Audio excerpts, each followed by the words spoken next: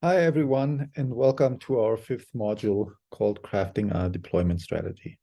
So up until now, we talked about all sorts of aspects of product development.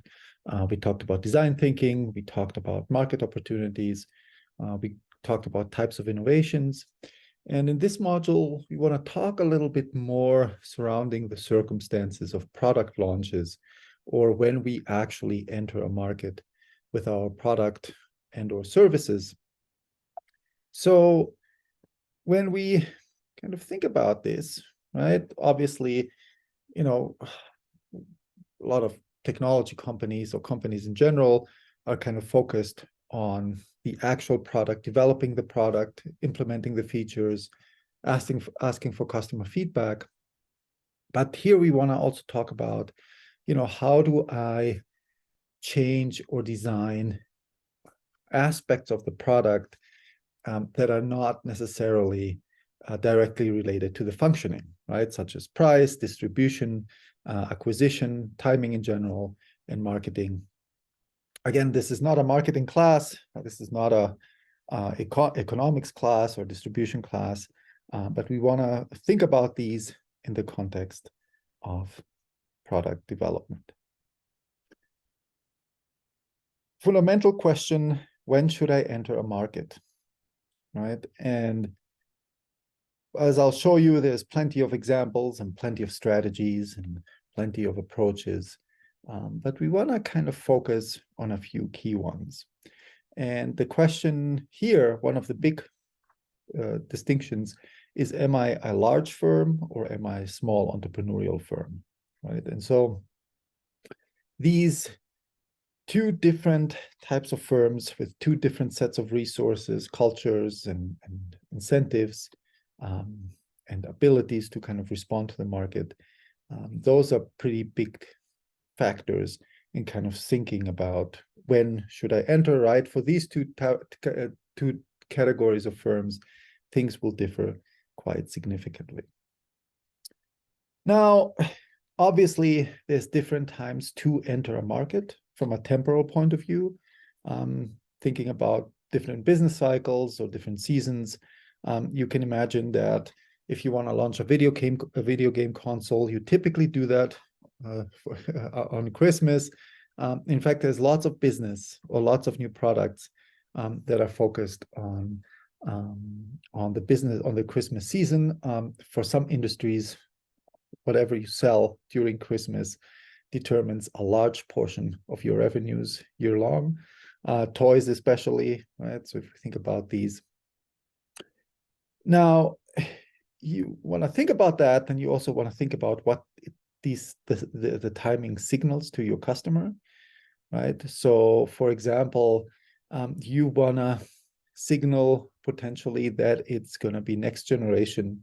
And so you have to figure out, okay, when is the best time to do that, right? You want to adjust to when are cycles for new, or when does the customer perceive that new technologies or new cutting edge products are being put into the market. You can imagine, some are blockbusters, right? In the context of the Avatar case study that you're going to have to do in module 5.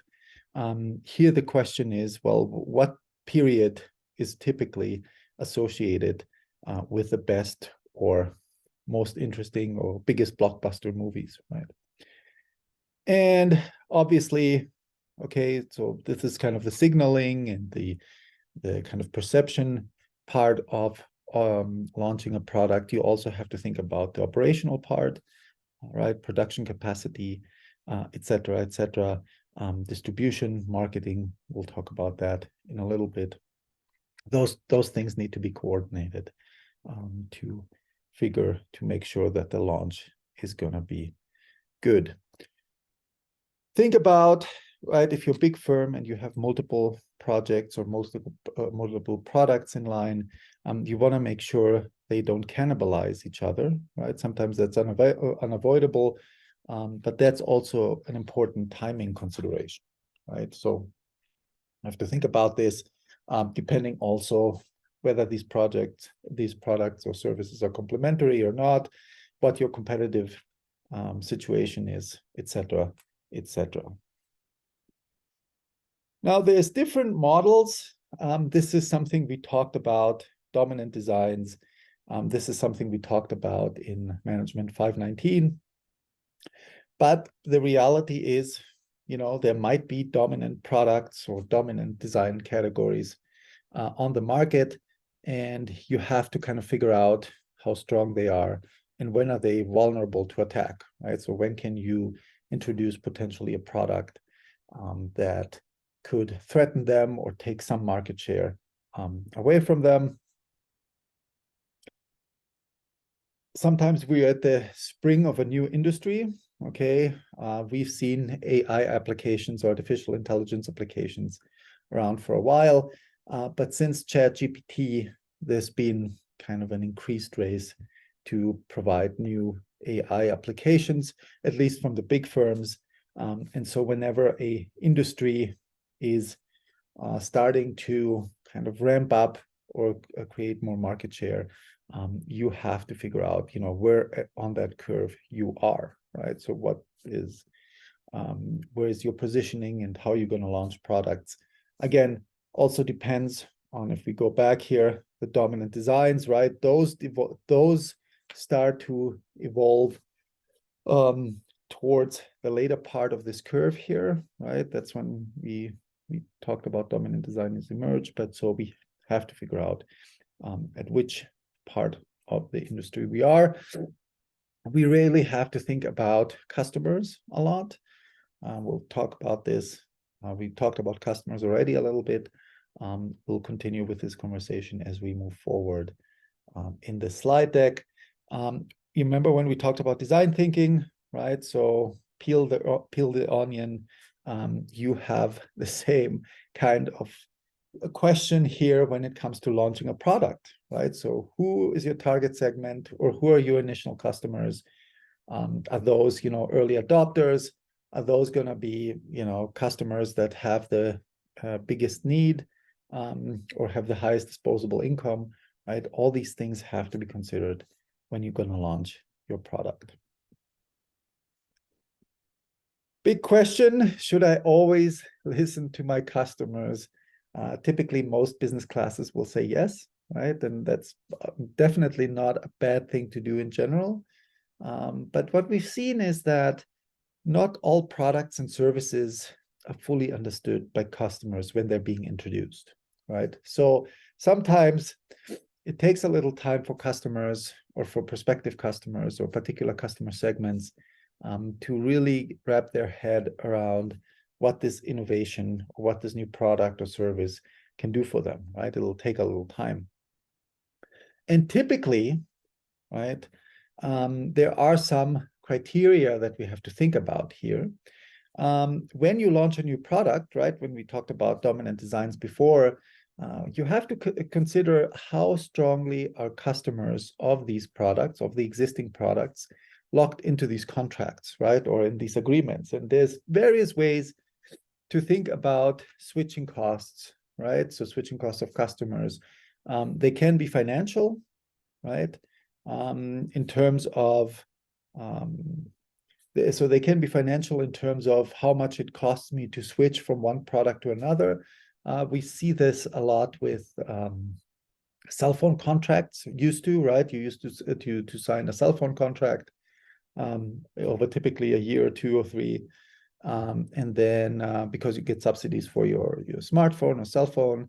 And so as soon as you want to switch, you either have to sit out the contract or pay that company something. Sometimes the other company, right, who you're going to switch to, they're actually going to buy you out of your contract to acquire you, right? Especially for firms that want to gain market share very quickly and aggressively. They tend to do that. There might be technical reasons, right? There might be network reasons. For example, you have a lot of friends in certain messaging apps, and if you want to switch messaging apps, you'd have to get your friends and family to do that as well. So that can be complicated.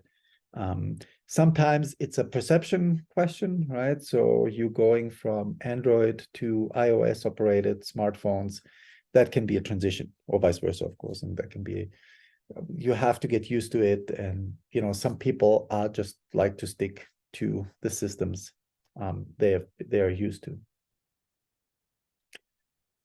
Then think about some of these questions when we talk about customer preferences, right?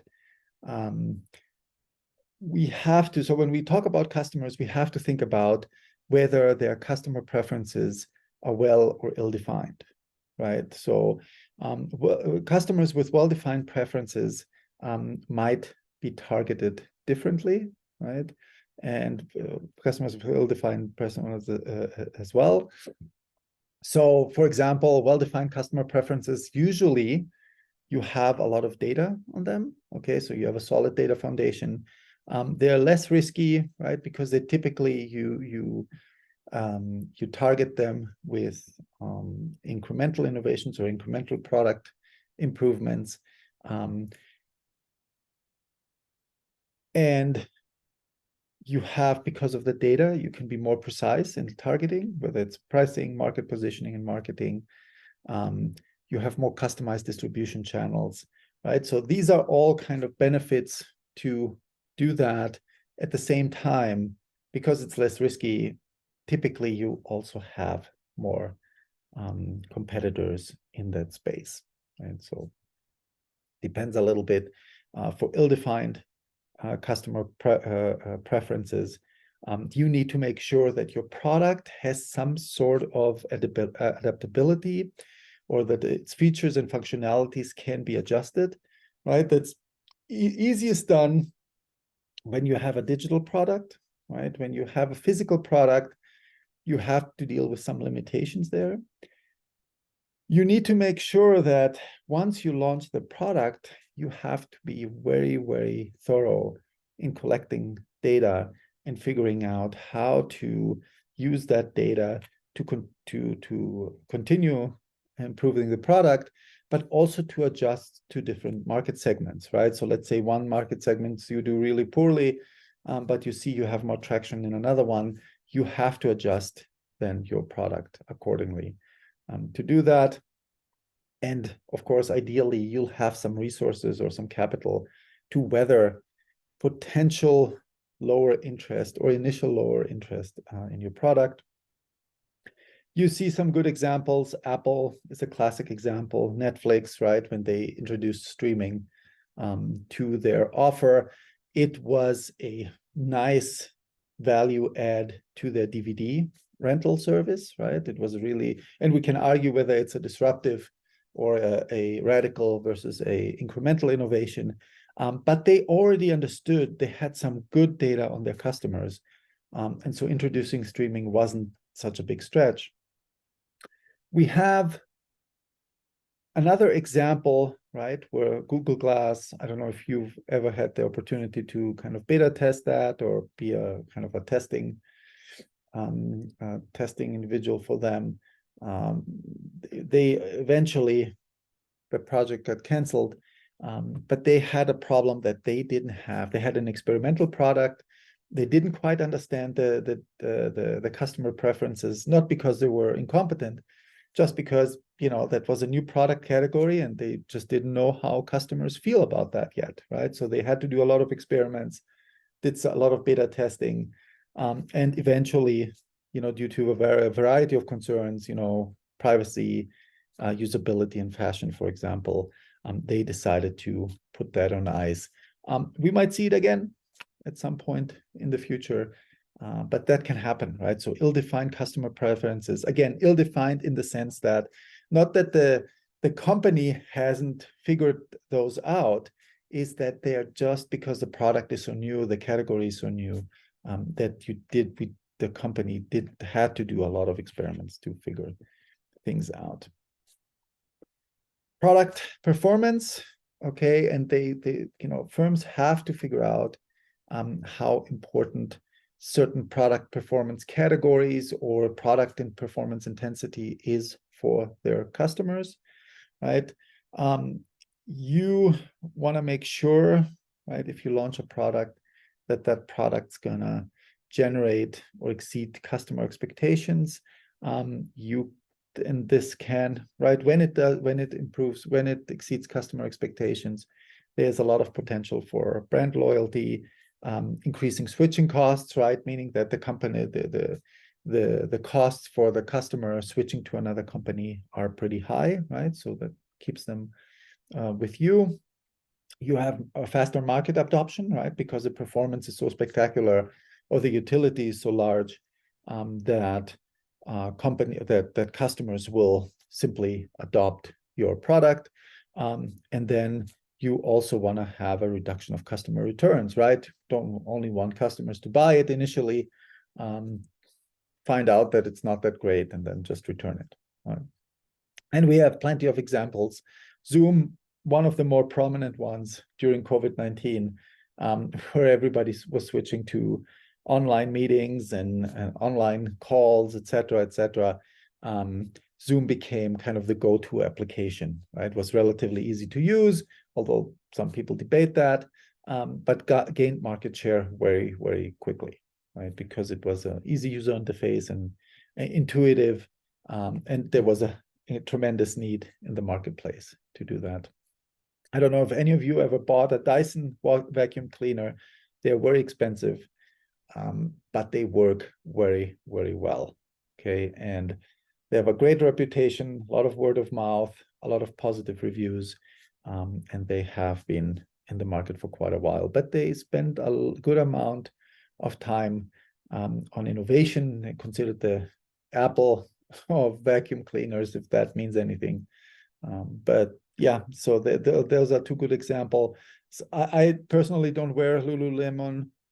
If anybody of you does, then hopefully what I'm saying here is correct. But typically, they are considered very comfortable, very durable, good design, and that is why they command premium pricing in the marketplace. Complementary goods, we talked about it during this class. We also talked about it in Management 519, right? The idea here is how important are complementary goods for my products and services, right? And so they can help me accelerate market adoption, right?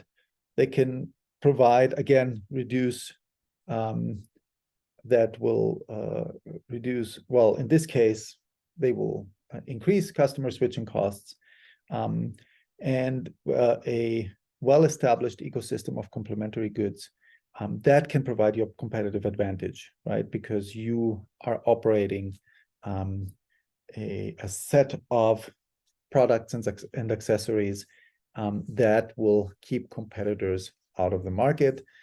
But you need to keep in mind that will increase your timeline. You might incur additional costs and investments. And sometimes it's just simply smarter to launch the core product without all the complementary goods to get a foot in the market before your competition kind of swaps in. Plenty of examples here. Apple iPhone plus the accessories plus the app store, huge complementary goods. Sony PlayStation, of course, the games and the gaming accessories, and the Keurig coffee maker that has these K-pods, right? That's typically where they make most of the money from doing that. Now, we also have to think about increasing returns to scale. And what that means is simply as I scale my production or as my product scaling or service scaling capabilities improve, there are some benefits to them that can also impact my product launch, right? So typically big firms, right, as you increase the scale of your production, the average cost per unit decreases. And that means that we can offer things at more competitive prices, and lower prices means that we attract more customers and improve my market share and potentially drive competitors out of the market or remove or reduce their market share. We can also have higher profit margins, right? Since I reduce my average costs, that means because of that, I have more resources to spend on marketing, research and development, etc. And that can definitely help with a successful product launch. Again, increased capacity means that I can provide enough products to the customers, right? I don't want to have any production interruptions. Remember PlayStation 5 that took a while because of all these supply chain issues. You know what, you don't want to be in a vulnerable position like that, right? So when you decide to launch a product, you want to make sure that the production capacities are there and that the production capacities can also adjust to the scale of the demand. And again, a couple of examples, there's plenty of more, but Microsoft and IKEA. Microsoft, you know, when you're a software company, you do have a lot of potential to scale, right? So because they have a growing user base, that helps you kind of spread the fixed costs of development and infrastructure. And that means you have more money, right? As you generate more and more money, or as you increase your customer base, you make more money on average. That means you can spend some of that money into new products and services, whether it's cloud services in Microsoft's case, or in IKEA's case, develop new furniture designs. That's also pretty common. They're also distributing their furniture directly, which is can be a big advantage, is more capital intensive, but we'll talk about that in just a little bit. A couple of product failures, and I put this in apostrophes. As I said, we sometimes, you know, listening to our customers prior to the launch, or even as the launch goes on, they might give us kind of wrong signals just because they haven't fully understood or explored the product or the utility of the product. We see plenty of examples: fax machines, microcomputers, cigarettes, okay, cream liquor. I don't drink that, but maybe some of you have. The bagless vacuum cleaner from Dyson that took a while, right? Their initial consumer research said that customers don't want to see the dirt collected in a transparent container. But it turns out they actually preferred it as time moves on. And so, again, customer preferences can be tricky. In some cases, it definitely makes sense to listen to them and kind of cater to those specific preferences. In some cases, breaking with those preferences can give you a massive advantage, and it can help you kind of adopt a new product and service into the marketplace. I also drink no wine, so the wine drinkers here might have a bigger opinion about this, but nobody at the time thought that screw cap wine bottle closures is going to be popular with consumers, right? Because maybe it ruins the higher level of drinking, or higher quality of drinking, or the perception of status drinking wine. But it turns out consumers actually accepted it quite fine. I mean, even though there was initial reluctance, that actually ended up being a market category that was established over time. One thing to keep in mind in all of this, right? We talked a lot about firm processes and how I'm going to generate innovation, what teams do I need for these innovations. The simple truth is a lot of big companies just acquire other companies to acquire their innovations and their products. Happens all the time. Some companies are pretty good at that. They have a good track record, some less so. But we've seen that over time, some of the big tech companies, think about YouTube, acquisition by Google, Android acquisition by Google, LinkedIn's acquisition that's not here right now, but LinkedIn that was bought by Microsoft has turned out to be a good acquisition, etc., etc. Google Maps, ESPN, and Marvel, or the Star Wars movies were acquired by Disney. Some of the sequels have been somewhat controversial, but it was financially a very good acquisition to acquire that real estate, digital real estate. Some examples, and there's really plenty of them. I don't know maybe any of you played Nintendo or Sega. There's various documentaries about either, but in the mid 80s to late 80s, we've seen kind of a surge in video games, specifically Nintendo, which was located in Japan, Sega as well. And Nintendo was a monopolist for quite a while, ended up having to share the market with a bunch of companies, including Sega, including Sony, including Microsoft, right? And so remember when we talked about some of the complementary goods for video games, that's a big factor, right? Processing power, graphics, video games, these things kind of play together. And as bigger, more consumer-oriented firms entered the video game market, Nintendo had to kind of was losing some of the market dominance that they had. I don't know if you recently or have the opportunity or are planning to watch the new Super Mario, the Super Mario movie.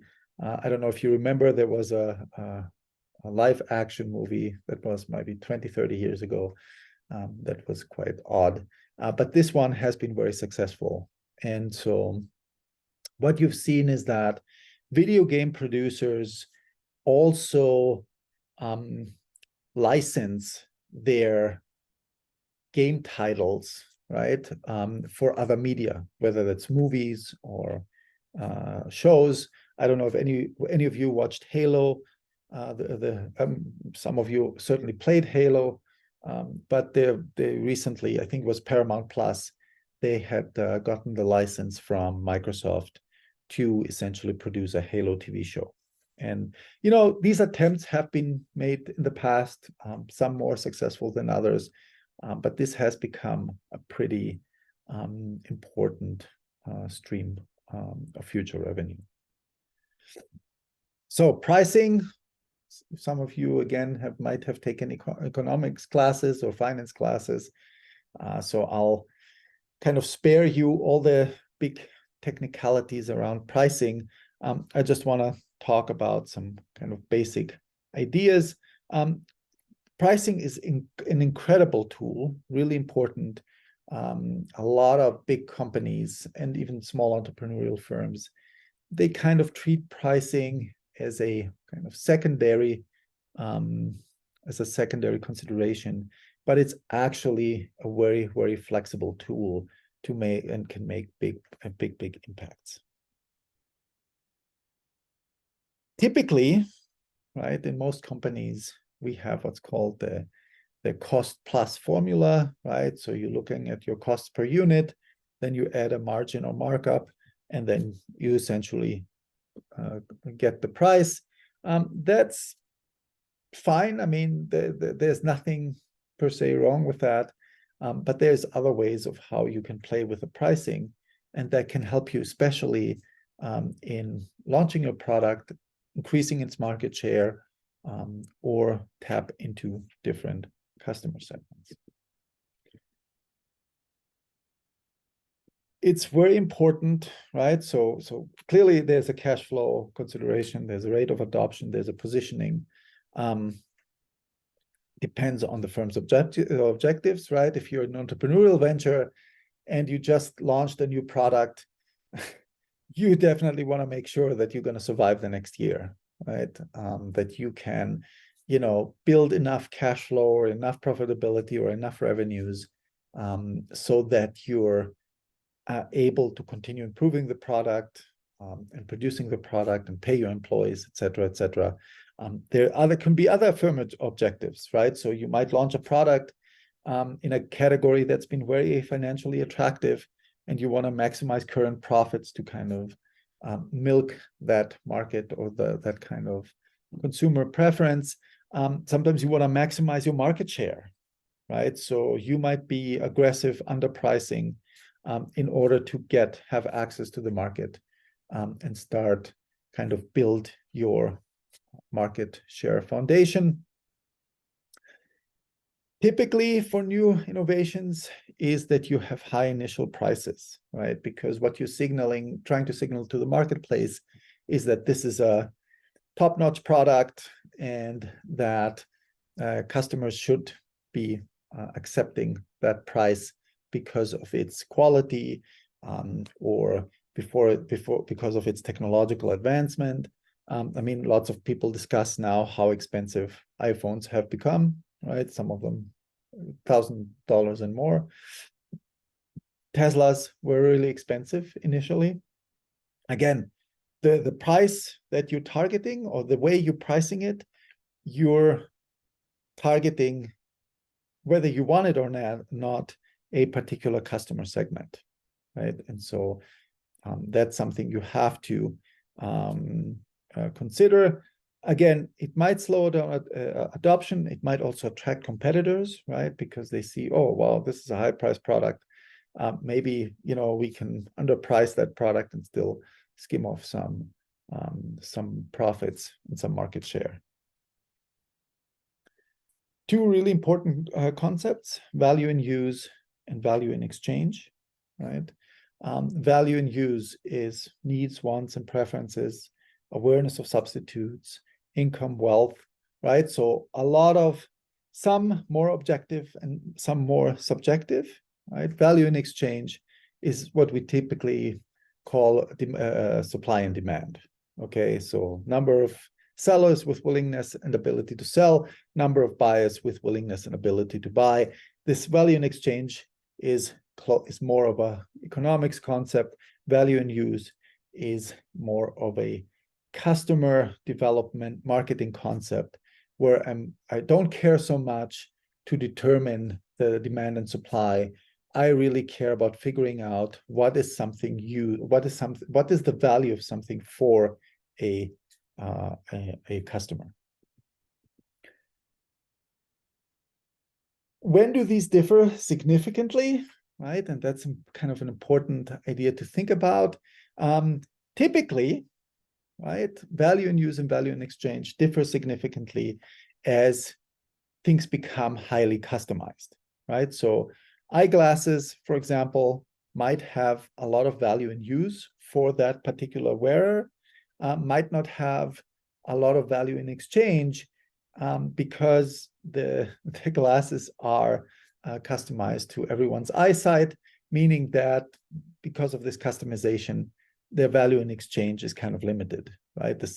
You can say the same thing about customized cars, or let's say a McDonald's building, right? So imagine you're a McDonald's franchisee and for some reason you bought that building and now you want to sell that building to somebody else. There need to be some changes made, right? If they don't want to make it look like McDonald's.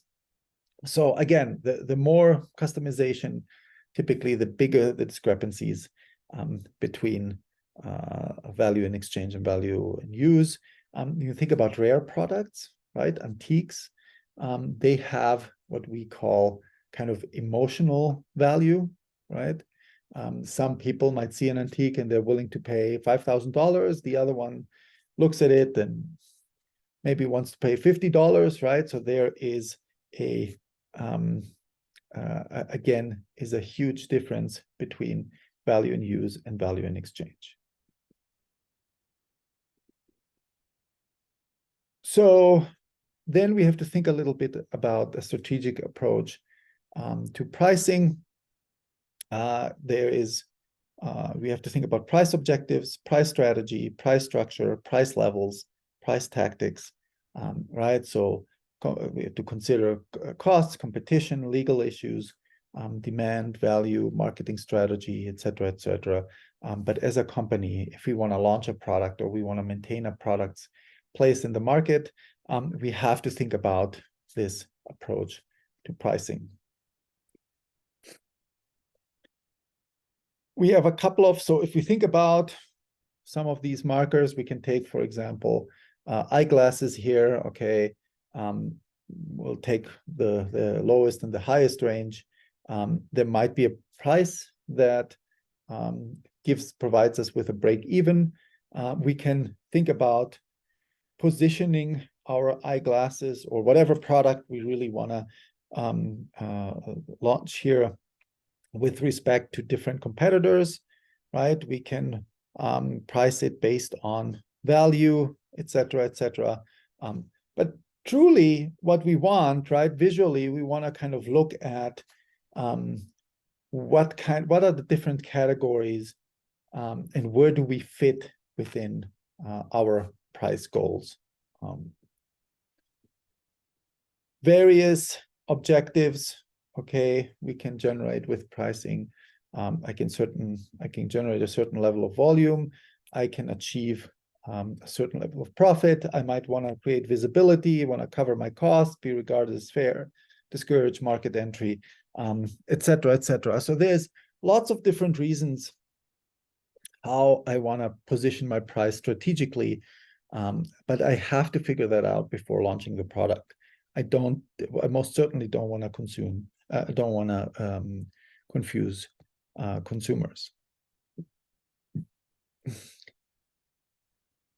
We have something that's called penetration pricing, right? And so typically what that does is it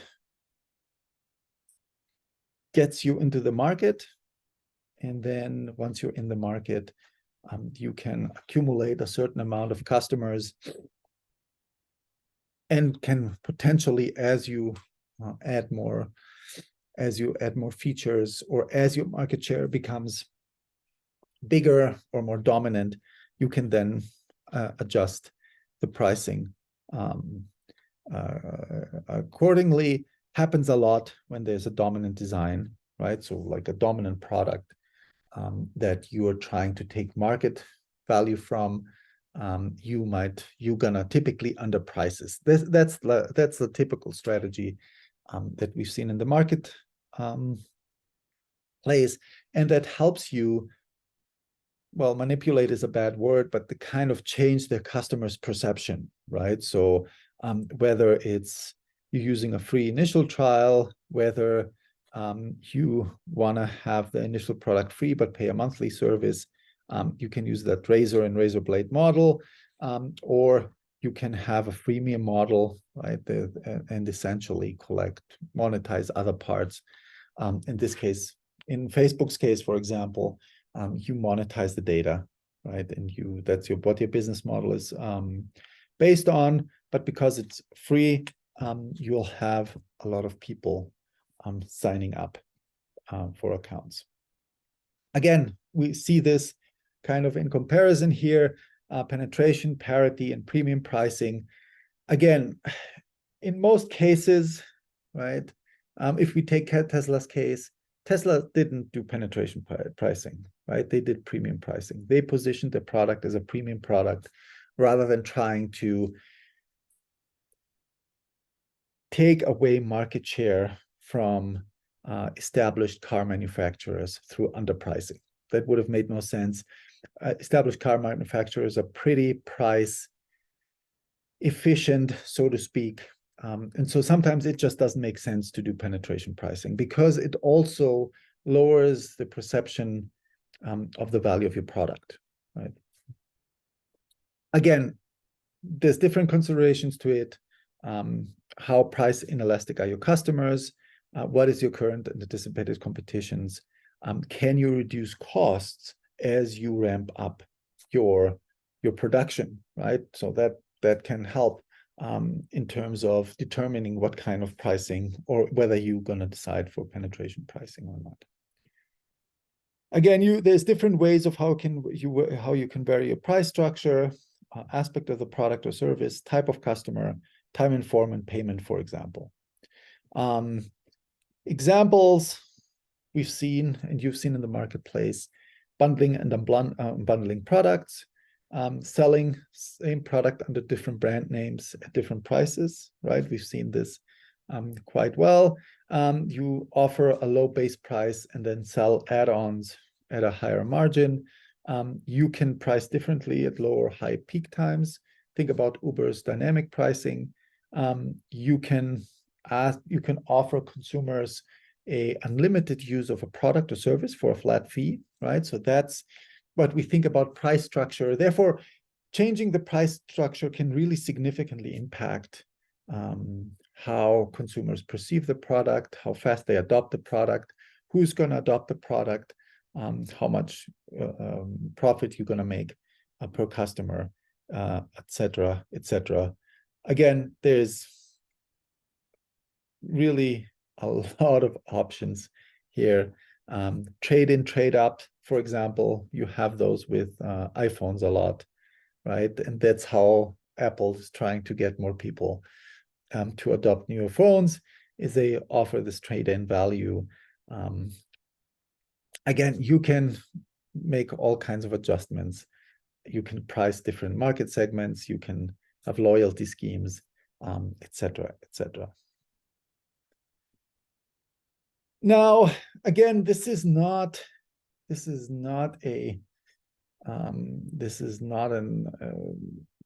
set in stone. Typically, especially when you're a startup, you don't want to compete on price or solely on price, because it's going to cost you a lot of financial resources. It might give the customers a bad signal, and you're actually not able to target the right customer segments for your products.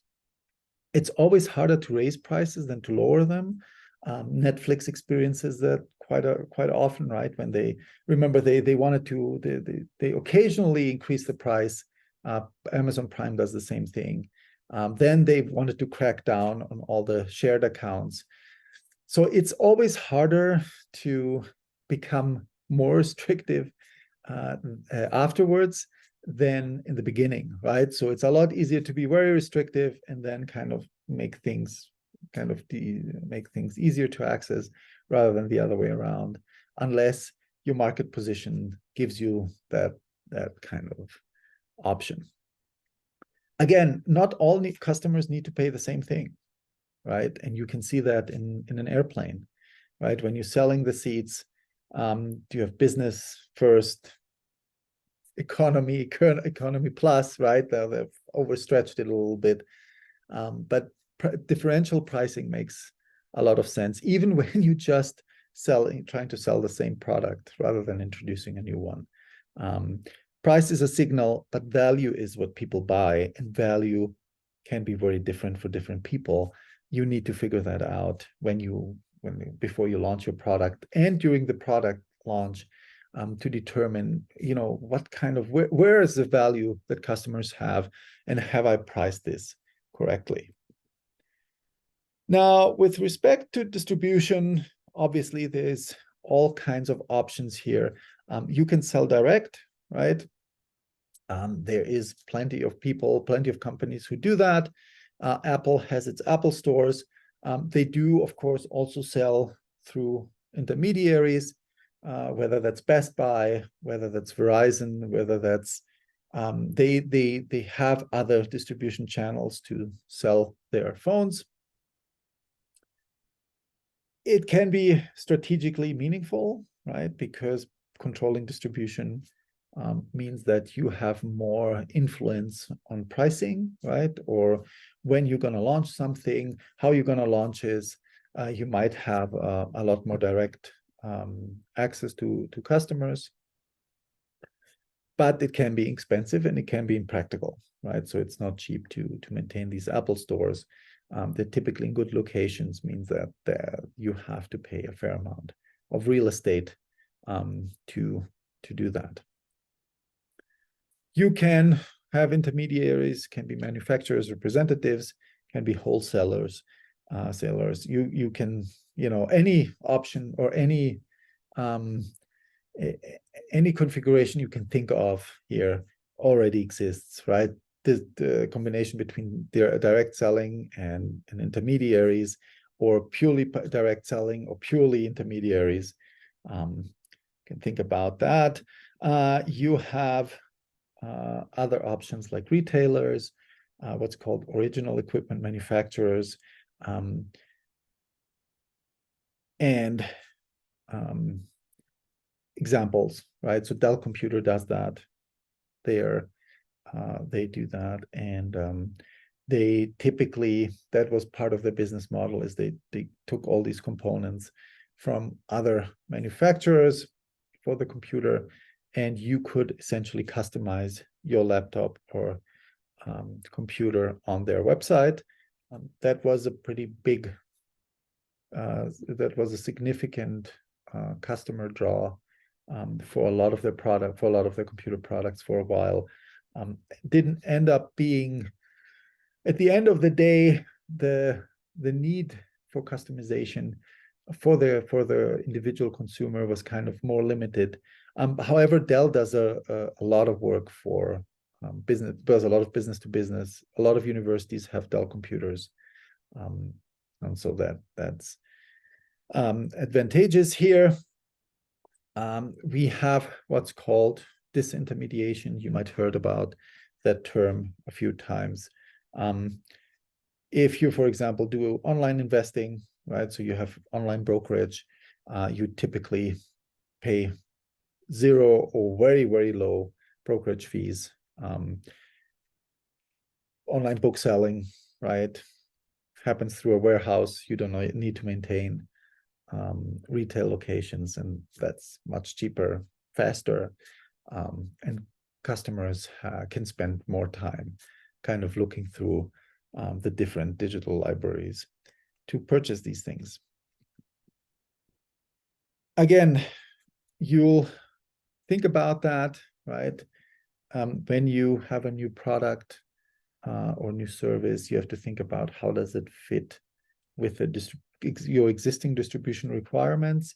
If you're a new entrepreneurial venture, that's kind of the tricky part, because you have to actually figure out distribution from scratch, and that's quite an experiment, right? Like you have to, if you want to do retail or wholesale, or I mean, whatever operation you have to think, whatever configuration you're thinking of, you will have to do some experimentation to figure out which one works best for you.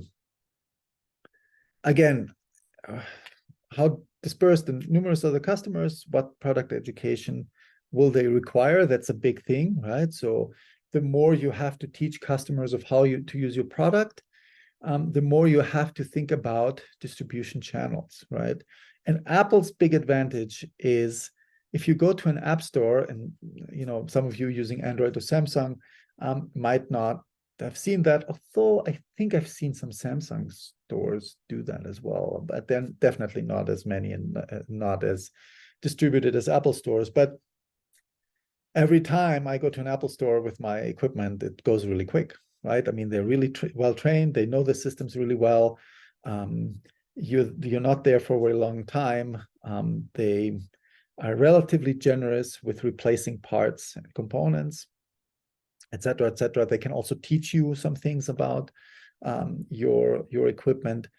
So that can be a big sell to buy an Apple product, right? It's because you have an app store, or you have a physical app store around you, and whenever you have an issue, they come and help you.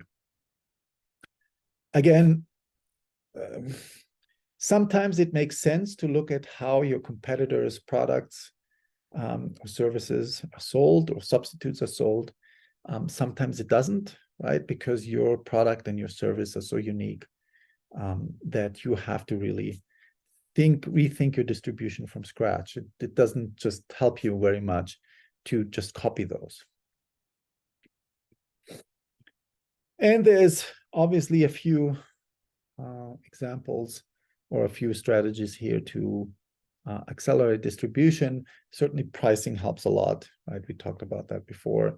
You want to potentially build alliances or relationships in general, and how formalized those relationships should be or will be really depends on what the goal is. In most cases, you are probably going to focus on a few distributors. You're not going to give them some preferential discounts, if you want to say that, and they'll be able to actually distribute your product accordingly.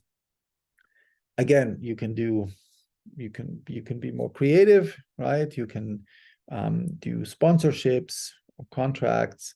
You can have complementary goods providers as part of your system, meaning that complementary goods providers and your core product will be distributed by the same party. It could be that they're different parties, right? Depends a little bit on how you want to kind of improve market adoption and kind of deliver customer value. And you can do guarantees and consignment, and that reduces risk to intermediaries and complements providers. Again, depending on where you are in the market, right, or how strong your market position is, that will determine to what degree you can do any of these things. Now, lastly, we're going to talk about marketing. Again, this is not a marketing class, okay? I'm just going to try to capture as much of the relevant concepts here for product development. We are all surrounded by marketing, okay? Whether it's advertising, promotions, publicity, public relations. We talked about advertising. I mean, if you've seen Facebook ads, right? Like advertising itself, delivering advertising can be a product or a service. And so which kind of paths for advertising we're going to pursue, we'll see in a little bit kind of the main advantages and disadvantages here. But you need to really figure out how you're going to balance certain things, right? So entertainment, aesthetics versus information content. These are all kind of things that go into advertising. And again, there's plenty of marketing classes in the business school here. So you're more than welcome to spend more time there. But again, it's a big effort, right? To figure out how am I going to bring my product to the customer? How am I going to advertise it? How am I going to inform or teach or educate the customer accordingly? Again, we have different forms of advertising online, pay-per-click, search engines. We have social media, we have television, we have radio.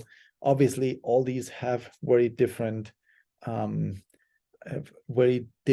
advantages and disadvantages. Fair to say that online advertising has been taken a big chunk of the marketing share here. It's just so easy and so comprehensive to target people online. It's just makes the return on investment just tends to be much better. We see television now focusing a lot on big events like sports events, for example. Super Bowl advertisements is still pretty popular, right? So you have exposure to a massive amount of people during the Super Bowl break. In fact, it has become somewhat of a competition of how clever, innovative, or funny those advertisements should be. Typically, if for whoever still has cable and watches TV, you see that advertisements in general are relatively boring. A lot of the pharmaceutical advertisements have these big, very small letter disclaimers at the end of the advertisement, which can get kind of interesting at times. Again, we still have radio advertisement, right? Don't know who of you listens to a lot of radio, maybe through the car. the advertisement market certainly seen a lot of challenges with the emergence of online and subscription models that kind of keep ads out. We've seen kind of a little bit of a counter, like a counter move. You've noticed that Netflix launched the lower tier subscription model that includes ads. So there's kind of a resurgence of ads as a means to lower the overall price. And again, that really depends. You have to really think about how you're gonna position that properly. Newspapers, magazines, direct mail, billboards, telephones. Again, what we've seen in the phone part is mostly scam calls. People calling you, trying to sell you car insurance, even if you don't have a car, and all kinds of other things, has become quite noisy, actually. So newspaper still somehow there, although because of Facebook targeted ads, a lot of newspapers switch to subscription models because the ad market has just been pretty much taken over by Facebook and Google. So you have, we've been subject to promotions all the time. We talked about this a couple of minutes ago when we talked about pricing structure, right? So you can market things similarly, right? Through samples, free trials, cash rebates. You can include an additional product. You can have incentives for repeat purchase. Think about the credit cards we talked about, the Chase Sapphire that offer these points, right, as a promotion. That's pretty common or pretty popular to do. You can do cross promotions. For example, you can bundle different products together. Let's say if you sign up for Verizon, I think it is, you would also get a subscription to, or free subscription to Hulu, Netflix, or I think some other streaming company. So that's become relatively common, and there's certain product types where that bundling kind of makes more sense than others. Yeah, some people, some firms are good at involuntary publicity, word of mouth. We've seen an example in I don't know if you remember, there's this really famous case of New Coke. Coke introduces a new Coke, and everybody is going nuts because they changed the taste a little bit, and so they had to essentially pull the new Coke again, or reestablish the old recipe to kind of provide to kind of deal with a customer backlash. There is different ways. So we talked about sponsoring, right? A lot of the sports events have a lot of sponsors, whether it's T-Mobile or Netflix or Disney Plus or whoever you can think of, GM, like the car manufacturers have been pretty consistently sponsoring football, right? And so they really think about who the kind of the target audience is and who's watching football, and adjust accordingly. We talked about viral marketing and influencers and using influencers to promote products, right? That has been a really new thing with social media. That's really not uncommon, has been relatively successful. There's been some issues with influencers, getting paid maybe too much for what they're trying to promote. There's been some legal issues. I don't know if you heard that some of the influencers who promoted crypto got into trouble with the SEC. So there's that. When we think about, remember the kind of the adoption curve, technological adoption curve. when we talked about kind of the innovators, early adopters, early majority, late majority laggards. And we really, in marketing, right, if we have a pretty good share here, we definitely have to figure out how do we move from innovators to and early adopters to early majority, right? And so how do we sell to them? How do we convince people to how to convince more people to adopt a product and move into or tap into these categories of customers? And again, we looked at the different strategies, pricing and pricing bundles. Sometimes new features are making a critical impact, right? To bridge that chasm in terms of maybe if your video game console and you made an agreement to have certain games on your console, you'll be able to kind of bridge that chasm pretty quickly.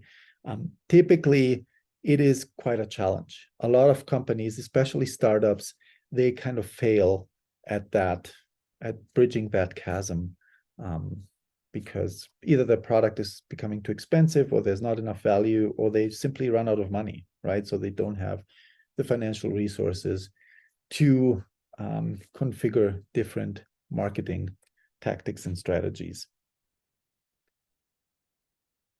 And again, you have to think a little bit about which ones, how you're gonna develop your marketing for these different categories. Innovators and early adopters, they typically are pretty specific consumers, right? They like more the technical details of something. You want to emphasize the leading edge nature of the product. Maybe you show your product in a really successful show, let's say Shark Tank or 60 Minutes, or any other high profile show where people kind of are exposed to the specificity and the technical advance of your product. Early majority, okay, you want to have high reach and high credibility. And again, whether that's sports, whether that's a new show, whether that's potentially a movie or a TV show, right, where you want to do that. You've heard about product placement, right? That's been kind of a controversial strategy. And again, right, so depending on who you want to convince, typically the combinations of these different factors will kind of help you do that. Again, shaping perceptions and expectations is important. Pre-announcement and press releases, the reputation, your general reputation, and your credible commitments to particular aspects of your product, right? So commitment could be you're going to produce the product only out of biodegradable plastic, or whatever else your customers really want to see you committed, or fair what's it called? Fair market, fair trade, sorry. A lot of chocolates have this fair trade kind of logo, or there are some companies that promise not to use child labor, et cetera, et cetera. So these are some ways of how you can shape customer perceptions and expectations. You can use social networks, whether it's connectors, mavens, what's called mavens, salespersons, and influencers are kind of falling into this kind of a combination of these categories. But having salespeople specifically can help you a lot with your products. Think about the pharmaceutical industry, where they've been traditionally very dependent on sales people who go doctor to doctor and try to kind of convince them of certain new medications or medical tech products, et cetera, et cetera. One thing to keep in mind from an organizational point of view is you want to make sure that marketing and R&D are integrated, and that can be a challenge, right? Both of these divisions have typically different goals, different time horizons, different objectives, there were different communication barriers. They have individuals have different educational backgrounds, right? And so finding a way to kind of combine these two can be very valuable because it can really help you better align your product development with what the market needs or what the market's interested in. And this can go as far as organizational culture, right? So these different divisions have very different cultures, very different incentive systems. And the more different they are, the more different they are, the harder it is to get them to kind of work together or coordinate together. Here are some biases. Some of you might have experienced these. Again, everybody perceives these things very differently. But typically, I'm an engineer and people think engineers have a very narrow view of the world, right? They're specialists and they have a very deep knowledge in a particular matter, but they don't think very broadly. Marketing people, technical people think that marketing people want everything now, right? At any point in time. They're quick to make promises they cannot keep. They're superficial, etc., etc. This is not here really to encourage these kind of biases and misperceptions, but that happens, right? And so because of the importance of both of these areas in your company or in the company that you want to launch new products and services, those two need to be reduced. These misperceptions and these kind of frictions to work with each other need to be removed in order to make sure that the product can be placed successfully in the marketplace. Okay, and that is it for module 5. I hope you enjoyed that and you can use that module now to continue with the class.